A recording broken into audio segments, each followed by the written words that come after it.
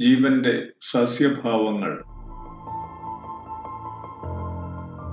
ജന്തുജാലങ്ങളിലെ പോലെ തന്നെ സസ്യജാലങ്ങളിലും പ്രകാശത്തിന്റെയും അന്തരീക്ഷത്തിന്റെയും പ്രവർത്തനം ഏതാണ്ട് തുല്യമായി സംഭവിച്ചുകൊണ്ടിരിക്കുന്നു.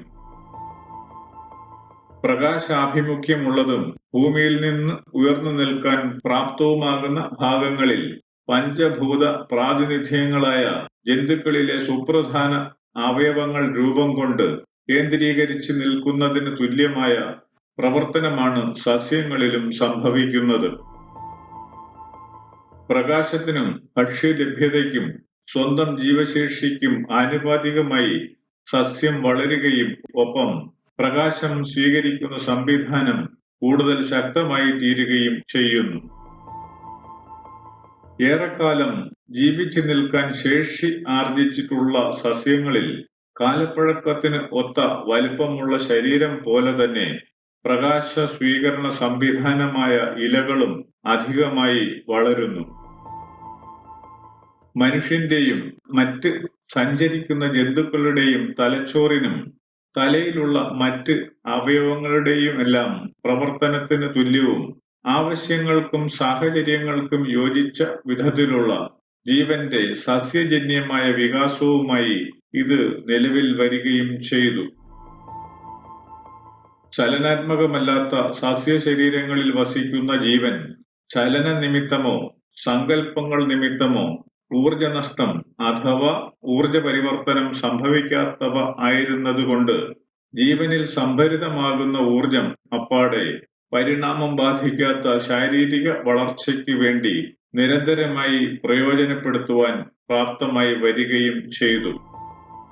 അഥവാ സസ്യശരീരത്തിന് ലഭിക്കുന്ന ഊർജം കൊണ്ട് അത്ര മാത്രമേ സംഭവിക്കാൻ ഉണ്ടായിരുന്നുള്ളൂ എന്ന് മനസ്സിലാക്കാം.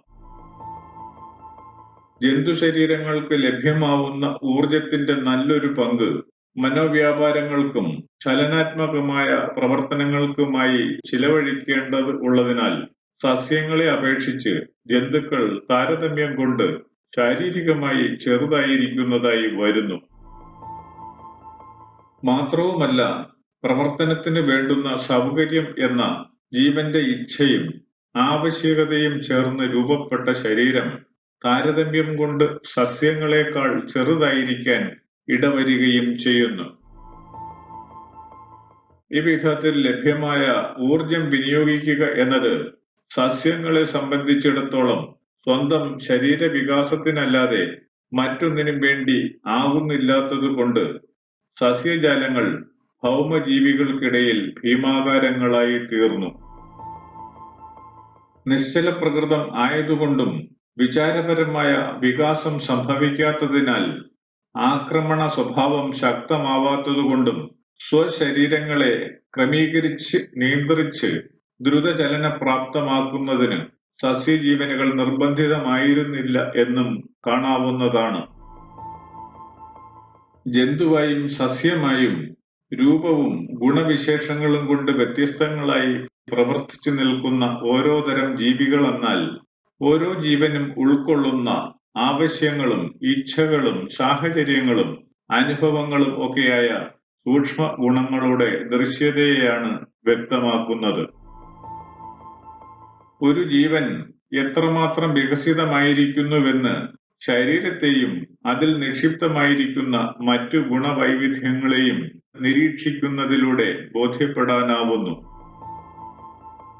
സസ്യങ്ങളിലെ പ്രത്യുൽപാദന സംവിധാനവും മിക്കപ്പോഴും ജന്തുക്കളുടേതിനോട് തുല്യമായി തന്നെ ഇരിക്കുന്നു. എങ്കിലും ചലനാത്മകത എന്ന ഗുണം കൂടുതലായി ആർജിച്ചിരിക്കുന്നത് നിമിത്തം ജന്തുശരീരങ്ങൾ ആന്തരികമായും ബാഹ്യമായും പ്രാപിച്ച വികാസത്തിനൊപ്പം എത്തിച്ചേരാൻ നിശ്ചല ജീവനുകളായ സസ്യങ്ങൾക്ക് ആവുമായിരുന്നില്ല.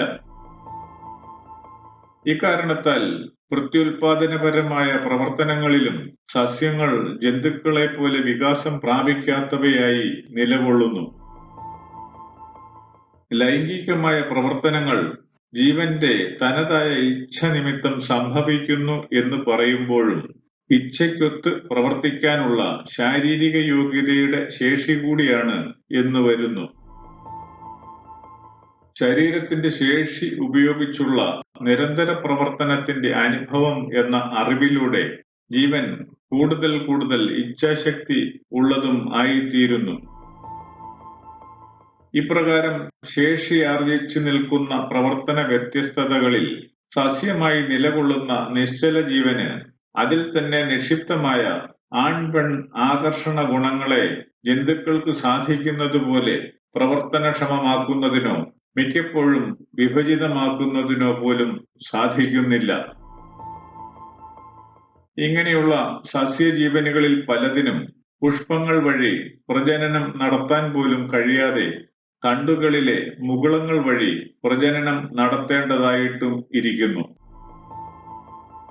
വിത്തുകൾ വഴി വംശവർധന എന്ന പ്രക്രിയ സാധിക്കാനാവാത്ത വിധം ശേഷി കുറഞ്ഞ ജീവനുകൾ തണ്ടുകളിൽ പുഷ്പങ്ങൾ ഉണ്ടാകുന്ന അതേ സ്ഥാനങ്ങളിൽ അവയുടെ പുനർനിർമ്മിതിക്ക് വേണ്ടുന്ന പ്രവർത്തനോർജം സംഭരിച്ചു നിർത്തുന്നു അഥവാ അവിധം സംഭവിക്കുന്നു. സസ്യജീവനിലെ ആൺപെൺ വൈവിധ്യങ്ങളായി നിലകൊള്ളുന്ന പുഷ്പങ്ങൾ മുഖേന നടക്കുന്ന വംശവർദ്ധനവിന് ഉതകുന്ന പ്രവൃത്തികളും തണ്ടിലെ മുകുളങ്ങളിൽ നിന്ന് ജനിക്കുന്ന സസ്യങ്ങളുടെ പ്രവർത്തനവും അടിസ്ഥാനപരമായും ഫലത്തിലും ഒന്നു തന്നെയായി വരുന്നു. കാഴ്ചയിലും സ്വഭാവത്തിലും വ്യത്യസ്തത പ്രകടമാണെങ്കിലും പുതിയ സൃഷ്ടിക്ക് ഉതകുന്ന മുകുളങ്ങളുടെയും പുഷ്പങ്ങളുടെയും പ്രവർത്തനങ്ങൾ അടിസ്ഥാനപരമായി ഒരേ ലക്ഷ്യം വെച്ചു തന്നെ ആകുന്നുവെന്ന് കാണാം. അദൃശ്യമായ ജീവന്റെ ശേഷിക്കും സ്വഭാവത്തിനും യോജിച്ച വിധത്തിൽ ഇച്ഛാഹേതുവായി സംഭവിക്കുന്ന ശരീരം എന്ന ദൃശ്യതയിൽ വന്നുപെടുന്ന അനുഭവങ്ങളുടെയും ആവശ്യകതയുടെയുമെല്ലാം വ്യത്യസ്തതകളുടെ പ്രതീകവൽക്കരണമാണ് സസ്യങ്ങളിൽ വൈവിധ്യങ്ങളോടെ സംഭവിക്കുന്ന വംശവർധനയിലൂടെ കാണാനാവുന്നത്. പുഷ്പങ്ങളും മുകുളവും തമ്മിലുള്ള രൂപതരമായ അന്തരവും സ്വഭാവ വ്യത്യാസങ്ങളും കാഴ്ചയിൽ വളരെ അധികമാണെങ്കിലും ഒരേ ലക്ഷ്യത്തോടെയുള്ള പ്രവർത്തനത്തിൽ തന്നെ സാഹചര്യങ്ങൾക്ക് ഒത്ത പരിണതികളും വ്യത്യസ്തതകളുമായി വൈവിധ്യങ്ങൾ സംഭവിക്കുന്നു എന്ന ബോധ്യപ്പെടുത്തലാണ് സംഭവിക്കുന്നത്. നിശ്ചലത അടിസ്ഥാന സ്വഭാവം ആയിരിക്കുന്നത് കൊണ്ട് തന്നെ ദുർബലം എന്ന് കരുതാവുന്ന ഒരു സസ്യജീവനും ഏറ്റവുമധികം വളർച്ച നേടിയ ജീവാവസ്ഥയായ മനുഷ്യനും അടിസ്ഥാനപരമായി ഒരേ പ്രവർത്തനം തന്നെയാണ് നടത്തുന്നത് എന്ന് കാണാനാവുന്നു. ശേഷിയുടെ കുറവും കൂടുതലും മാത്രമാണ് ജീവനുകളിലെ വ്യത്യസ്തത എന്നതാണ് കാണാനാവുന്ന പ്രധാനപ്പെട്ട കാര്യം. ചലനാത്മകമായ പ്രവർത്തനശേഷിയും ജീവിതാനുഭവങ്ങളിലൂടെ സംഭവിക്കുന്ന അറിവും എന്തിനു വേണ്ടി എത്രത്തോളം ഉപയോഗിക്കണം എന്ന അറിവ് എത്തുക എന്നതാണ് ജീവനെ സംബന്ധിച്ചിടത്തോളം വളർച്ചയുടെ പര്യവസാനമായി കണക്കാക്കുന്നതും പ്രയോഗത്തിൽ എത്തിച്ചിരിക്കുന്നതുമായ സങ്കല്പ സൂക്ഷ്മതയാകുന്ന പ്രകൃതി നിശ്ചയം. ജന്തു എന്ന സങ്കല്പത്തിൽപ്പെടുന്ന ജീവനുകളും സസ്യങ്ങളുടേതുപോലെ തന്നെയുള്ള നിശ്ചലമായ ജീവാരംഭത്തിനു ശേഷം ഋതുഭേദങ്ങൾ കടന്ന് കാലത്തിലൂടെ സഞ്ചരിക്കുന്നതിലൂടെ ക്രമേണയായി വികാസം പ്രാപിക്കുന്ന ശരീരങ്ങൾ ലഭ്യമാവുമ്പോൾ അതേ ജീവി ജനിക്കുന്നതിന് വേണ്ടി ഉപയോഗിച്ചിരിക്കുന്ന ഊർജത്തിന്റെ പുനർനിർമ്മിതിക്ക് പ്രാപ്തിയുള്ളതായി വരികയും ചെയ്യുന്നു. ഈ ഘട്ടത്തിൽ ജീവി അതിനെ തന്നെ പുനർനിർമ്മിക്കുന്നതിനായി സ്വയം പ്രവർത്തിക്കാനാവുന്ന അവസ്ഥയിലേക്ക് എത്തുകയും പ്രവർത്തിക്കുകയും ചെയ്യുന്നു.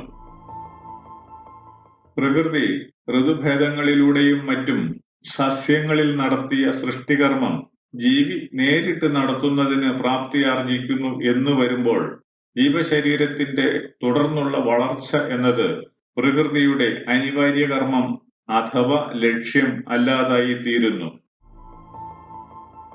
ഇച്ഛയുടെ സംഭരിതാവസ്ഥയായ പ്രകൃതിക്ക് അതിന്റെ തന്നെ നിർമ്മിതി ലക്ഷ്യം പൂർത്തീകരിക്കുന്നു എന്ന് വരുന്നതിൽ നിന്ന് നിർമ്മിതിയാകുന്ന ജീവശരീരങ്ങളെ വീണ്ടും വീണ്ടും വളർത്തുക എന്നത് അനിവാര്യമല്ലാതായി തീരുന്നു. പ്രകൃതി എന്ന പ്രവർത്തനത്തിന്റെ ഒരു ലക്ഷ്യ സാക്ഷാത്കാരമായി ജന്തുക്കൾക്ക് സ്വജീവനിൽ തന്നെ ഋതുഭേദങ്ങളെ ജനിപ്പിച്ച് പ്രത്യുൽപാദനതരമായ പ്രവർത്തനം സാധ്യമാകുന്നതോടുകൂടി ജന്തുക്കളിൽ വളർച്ച മന്ദീഭവിക്കുകയും സാവധാനം പര്യവസാനത്തിൽ എത്തുകയും ചെയ്യുന്നു. എന്നാൽ ജന്തുരൂപത്തിന്റെ പൂർണ്ണ വളർച്ച എന്ന നിശ്ചലാവസ്ഥ അതേ നിലയിൽ തന്നെ തുടർന്നു പോകുന്നതിന് സാധ്യവുമാകുന്നില്ല. കാരണം കാലവും പ്രകൃതിയും നിരന്തര മാറ്റത്തിലാണല്ലോ.